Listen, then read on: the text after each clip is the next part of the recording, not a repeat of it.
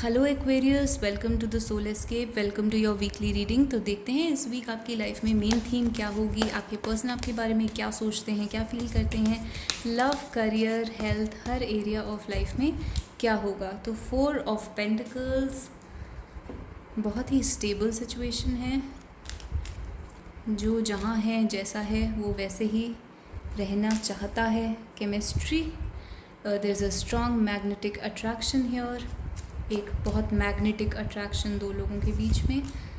Chariot, आगे बढ़ना चाहते हैं लाइफ में, करियर में, रिलेशनशिप में। And 4 of souls. तो पहले मैं सारे कार्ड्स निकालती हूँ, उसके बाद आई एक्सप्लेन कि यहाँ पे क्या हो रहा है। फिश बोल में से कोई कार्ड निकाल लेते हैं। तो फिश बोल में से मैंशन का कार्ड आपके लिए आया है, a castle of gold, house.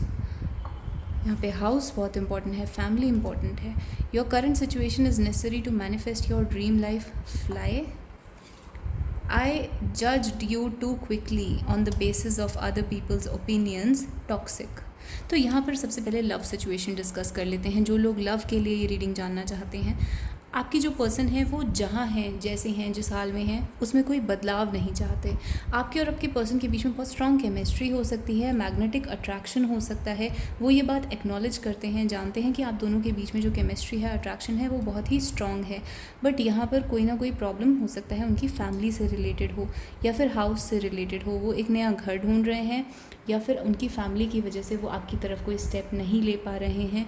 Castle of gold ये भी दिखाता है कि एक मनी का सिचुएशन, यानी कि उनकी फैमिली में हो सकता है वेल्थ का कोई ऐसा सिचुएशन है, जैसे कि फैमिली के पास बहुत वेल्थ है या फिर फैमिली के साथ उनके फाइनेंसेस इतने ज़्यादा अटैच्ड हैं कि वो उस सब को छोड़कर इस रिलेशनशिप में नहीं आ सकते, इवन दो वो आना चाहते हैं। चैरियट का कार्ड ये दिखाता है कि वो उनकी तरफ से जो अट्रैक्शन है वो बहुत स्ट्रांग है। केमिस्ट्री का कार्ड भी वही दिखाता है। चैरियट एक विक्ट्री को दिखाता है, वो जीतना चाहते हैं, वो basically they want to win you over. वो इस रिलेशनशिप में भी जीतना चाहते हैं, आपके साथ रहना चाहते हैं, बट उनके हाथ बंधे हुए हैं। बेसिकली वो कुछ बोल नहीं पा रहे, कुछ कर नहीं पा रहे हैं, क्योंकि उनको किसी एक सिचुएशन ने यहाँ पर बांधा हुआ है। और मुझे ये सिचुएशन फैमिली से रिलेटेड लग रही है, मनी से रिलेटेड, घर से रिलेटेड। और बेसिकली जो एक फैमिली की वेल्थ होती है, कंबाइंड रिसोर्सेज होते हैं, कंबाइंड मनी होता है लोगों का, जैसे हस्बैंड वाइफ का या उनके पेरेंट्स के साथ कंबाइंड मनी है, कंबाइंड घर है, उस वजह से प्रॉब्लम्स हो सकती हैं। या कई लोगों के लिए यहाँ पे इन लॉज की प्रॉब्लम्स भी हो सकती हैं, जैसे कि इन लॉज जो हैं वो आपकी रिलेशनशिप के अंदर प्रॉब्लम क्रिएट कर रहे हैं। बट जो यहाँ पे पॉजिटिव आया है वो ये है फ्लाई का कार्ड, यानी आप चाहें, कोशिश करें तो आप बाहर निकल सकते हैं, अब्रॉड जा सकते हैं, ट्रैवल करके किसी दूसरी सिटी या स्टेट या कंट्री में जा सकते हैं।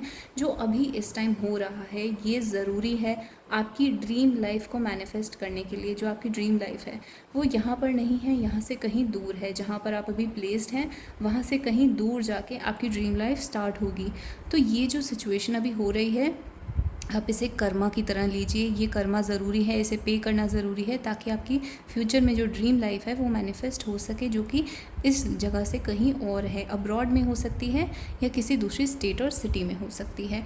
एंड आपकी पर्सन ये भी कह रहे हैं कि जो दूसरे लोग हैं उन्होंने आपके बारे में कुछ ऐसी रूमर्स या ऐसी गॉसिप करी है, उन्होंने, आपकी पर्सन ने जो है आपको जज कर लिया होगा, नेगेटिव आपके बारे में ओपिनियन बना लिया होगा पास्ट में, क्योंकि दूसरे लोग उनसे इस टाइप की बातें कर रहे थे जो नेगेटिव थी आपके बारे में। तो यानी आपके बारे में किसी ने गॉसिप करी आपके पर्सन से और आपके पर्सन ने आपको जज कर लिया उन लोगों के ओपिनियन के बेसिस पर। तो वो चीज़ वो जानते हैं कि उन्होंने गलत करा और वो चीज़ टॉक्सिक थी, वो लोग टॉक्सिक थे जो इसमें इंटरफियर कर रहे थे। अगर ये इन लॉज का प्रॉब्लम है तो हो सकता है आपके इन लॉज टॉक्सिक हो यहाँ पर, और आपके पर्सन इस चीज़ को रिकॉग्नाइज़ कर रहे हैं, अंडरस्टैंड कर रहे हैं कि ये लोग टॉक्सिक हैं। और एक तरीके से वो एक अपॉलॉजी, ऑल्दो यहाँ पर एक भी अपॉलॉजी का कार्ड नहीं है, बट वो एक अंदर से रिग्रेट फील कर रहे हैं कि उन्होंने आपको एक टॉक्सिक वे में ट्रीट करा। तो ये टाइप की सिचुएशन आपके लिए बनी हुई है। जो लोग इसको करियर के बारे में सुन रहे हैं उनके लिए भी मैं ये कहूँगी कि जहाँ पर भी, जिस कंपनी में आप प्लेस्ड हैं, आप इस टाइम पर बिल्कुल ठीक जगह पर हैं। आप अपने आप को चेंज करने की कोशिश मत करिए, अपनी जॉब करियर वगैरह को चेंज करने की कोशिश मत करिए। जहाँ पर हैं वहीं पर ही रहिए, यहाँ पर आपको रिजल्ट्स मिलेंगे धीरे धीरे। हो सकता है अभी आपको ऐसा लगे कि ग्रोथ नहीं हो रही है, बट जितना आपके पास है फ़िलहाल वो इनफ है। अगर आप ध्यान से देखें तो आप अपनी फैमिली वेल्थ और अपने करियर वगैरह हर चीज़ को ऐड करके देखेंगे तो आप जहाँ पर हैं आप सिक्योर हैं, सेफ़ हैं और आपके पास इनफ रिसोर्सेज हैं। तो आप इस टाइम बदलाव लाने की कोशिश मत करिए और इसी में ही आप रह कर जो भी अपने लिए कर सकते हैं वो करने की कोशिश करिए। इसी सिचुएशन में आप विक्ट्री जीतने की, पाने की कोशिश करिए। और अगर आपके कॉन्फ्लिक्ट हो रहे हैं लोगों से तो आप उन कॉन्फ्लिक्ट्स को फ़िलहाल के लिए छोड़ दीजिए, उन कॉन्फ्लिक्ट्स को रहने दीजिए।